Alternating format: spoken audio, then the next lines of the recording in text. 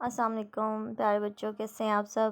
ہاں جی، تو آج سے ہمارا 11 اپریل کی ڈیٹ پہ جو ہمارا کام ہے، دیکھیے وہ کیا ہے کہ تو سبق ہمارا ہے تو ہے میری پہچان، ٹھیک ہے۔ ایسے لو ہے کہ درخواست لکھ سکیں، حسب ضرورت درخواست لکھ سکیں۔ اس کا مطلب یہ ہے کہ آپ کو درخواست لکھنی آنی چاہیے۔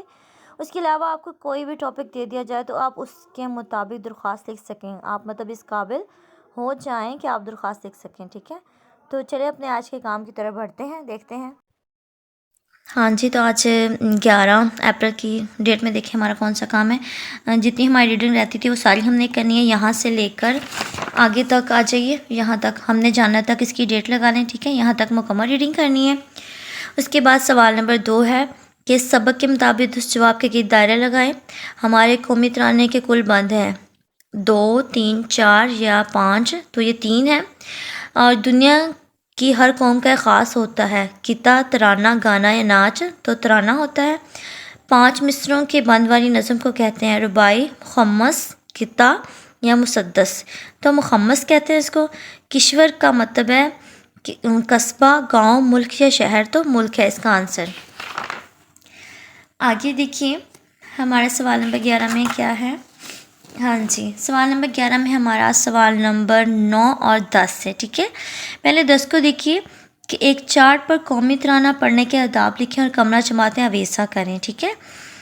اور تو اس کے آداب جو ہے میں نے اوپر لکھ دی ہیں، چند لائنیں ہیں، آپ بھی نوٹ کر لیجئے کہ قومی ترانہ ترنم کے ساتھ پڑھیں، قومی ترانہ پڑھتے ہوئے تلفظ کا خاص خیال رکھیں، اور قومی ترانہ ادب کے ساتھ کھڑے ہو کر پڑھیں، ٹھیک ہے۔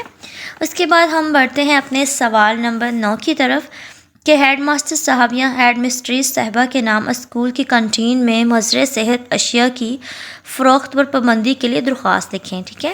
مضر صحت اشیاء کون سی ہوتی ہیں؟ وہ چیزیں جو کھانے کے بعد آپ کے گلے خراب ہو جاتے ہیں، کھانسی ہو جاتی ہے یا بخار ہو جاتا ہے، ٹھیک ہے۔ تو سٹارٹنگ جو ہے وہ پتہ ہے کہ آپ کو درخواست کی کیسے کرنی ہے۔ اس کے بعد ہم نے لکھنا ہے اپنے گزارش ہے کہ ہمارے اسکول کی کنٹین پر ایسی اشیاء فروخت کی جا رہی ہیں جن کی تیاری میں صفائی ستھرائی کا خیال نہیں رکھا جاتا، جس کی وجہ سے بیماریاں پھیلنے کا خطرہ پیدا ہوتا ہے۔ آپ سے گزارش ہے کہ کنٹین میں مضر صحت اشیاء کی فروخت پر پابندی لگائی جائے، آپ کی نوازش ہوگی، ٹھیک ہے۔ آگے نیچے آپ نے سیم ویسے لکھا ہے، عارض، آپ کی شاگردہ، کلاس، جماعت، سارا کچھ، ٹھیک ہے۔ اس طریقے سے آپ نے اس کو تیار کر لینا۔ ہاں جی، ہمارا ہوم ورک دیکھیں 11 کی تاریخ میں ہے کہ قومی ترانہ کس نے لکھا تھا؟ تو شاعر پاکستان ابوالاسر حفیظ جلندری نے لکھا تھا، ٹھیک ہے۔ اور قومی ترانہ کب پہلی بار نشر ہوا تھا؟ تو 1950، 1954، 1960 یا 1970، تو صحیح جواب کیا ہے؟ 1954۔ اور اس کے علاوہ آپ نے سوال نمبر جو 9 ہے وہ بھی آپ نے ہوم ورک میں کر کے لے کے آنا ہے، ٹھیک ہو گیا۔ تو اپنا خاص خیال رکھیے گا، فی امان اللہ۔